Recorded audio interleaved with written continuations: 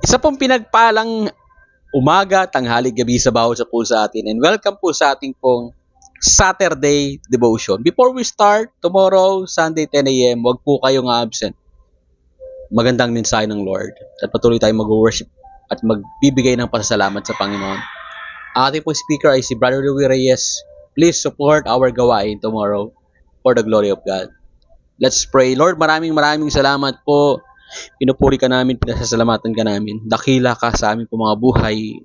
Tuloy ko kami nagpapasalamat sa mga bagay na ginagawa mo, Panginoong Diyos, sa aming pong buhay, sa aming pamilya, sa ministry, at maging sa aming pong bansa. Patawarin mo po kami sa lahat ng aming pagkukulang sa iyo, Panginoong Diyos. At sa pagkakataong ito, tuloy lang po kami nagpapalinis, nagpapaayos, nagpapabago. Tuloy na ikaw ang manguna sa lahat ng gagawin po namin sa araw na ito.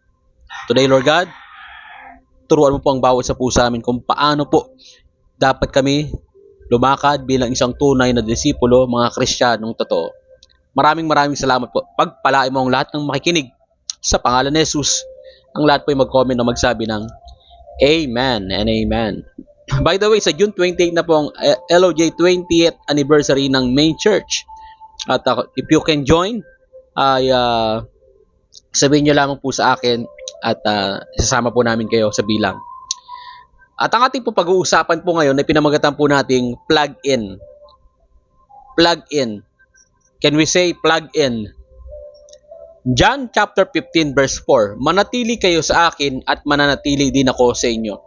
Sabi ni Jesus, manatili kayo sa akin at mananatili din ako sa inyo. John chapter 15 verse 4.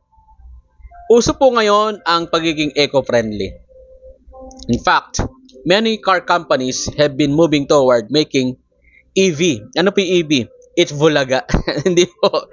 Ibig sabihin po ng EV is electric vehicles. Sabihin nga po natin, electric vehicles. Ito po yung mga sasakyang makakabawas sa emission ng pollutants tulad ng carbon dioxide at nitrogen dioxide.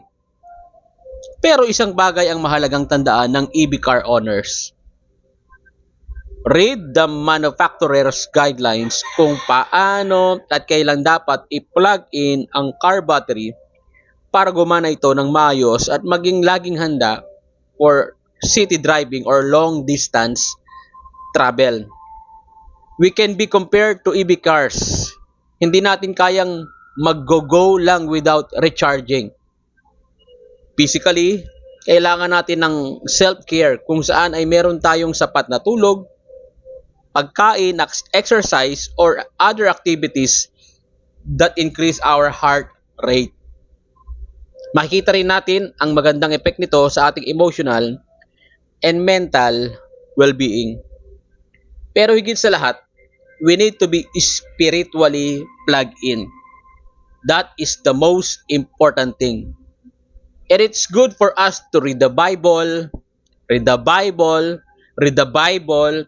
Bakit ko po inuulit po yan? Yan po yung isa sa pinakamahirap gawin araw-araw. Read the Bible because the Bible is basic instructions before leaving earth or manual for living. Sinabi ni Jesus, manatili kayo sa akin at mananatili din ako sa inyo. Hindi magbubunga ang sangang hindi mananatili sa puno. Gayon din naman, hindi kayo magbubunga kung hindi kayo mananatili sa akin, sabi ng Panginoon.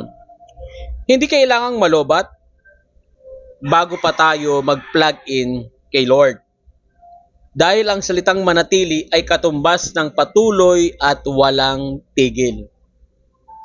Problema po sa atin, kapag lobat na ho tayo, spiritually dry na ho tayo, empty na ho tayo, doon lang ho tayo mananalangin na magbabasa ng Bible o lalapit sa Diyos. Pero po ba, kahit malakas pa, kahit walang pinagdadaanan, patuloy lang tayong kumonekta sa ating pong Panginoon.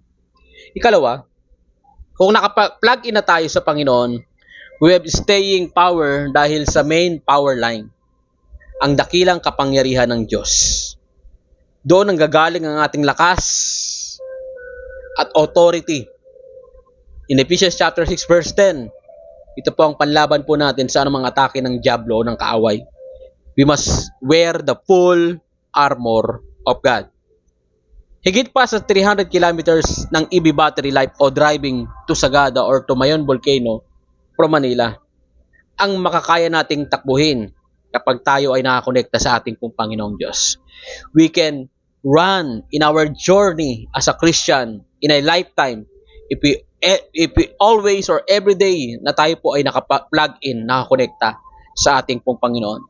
Ikatlo, may benefit ang plugging to Jesus.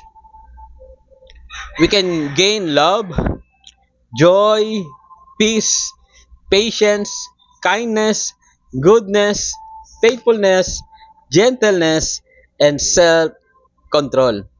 Ang fruit of the Spirit na mabisang panlaban sa ating worldly desires and plans and negative behaviors po natin.